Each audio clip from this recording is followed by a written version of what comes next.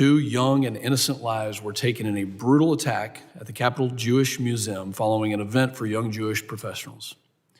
In Boulder, Colorado, several individuals were severely injured in a horrific act of violence during a peaceful demonstration meant to highlight the plight of Israeli hostages still being held by Hamas.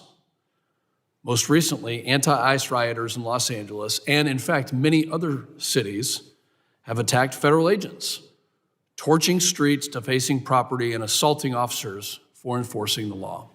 An attack on our very core of law and order that is related to the subject that we are talking about today. In Paramount, agents deployed tear gas and flashbangs to disperse violent mob. President Trump has responded decisively, sending National Guard troops to restore order and protect the public. Instead of standing with law enforcement to protect communities, Governor Newsom dismissed the deployment, downplaying violence altogether.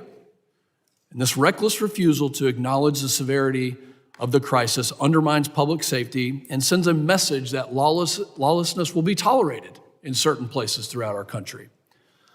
Last week, al-Qaeda in the Arabian Peninsula released a video calling for attacks on U.S. soil, specifically targeting government officials, specifically targeting members of Congress. Companies tied to the war in Gaza and Jewish institutions were also called for with violent attacks. The group's leader even cited recent attacks here in D.C.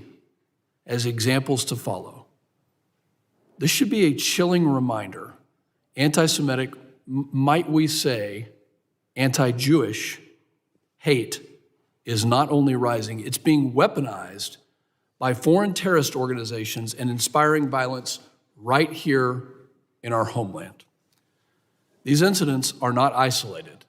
They reflect a broader and deeply troubling surge in anti-Semitic rhetoric and violence, both online and in our neighborhoods.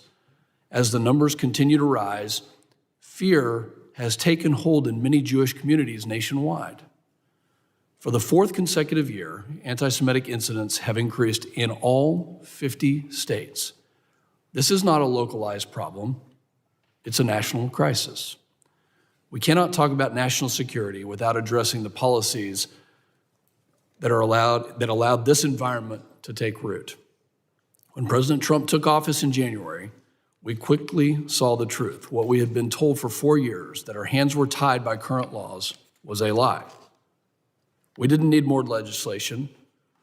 We needed leadership that was willing to secure the border and enforce laws that were already in existence. And while this new leadership led to historic lows in illegal border crossings, the danger we now face comes not from those trying to get in, but from those that are already here.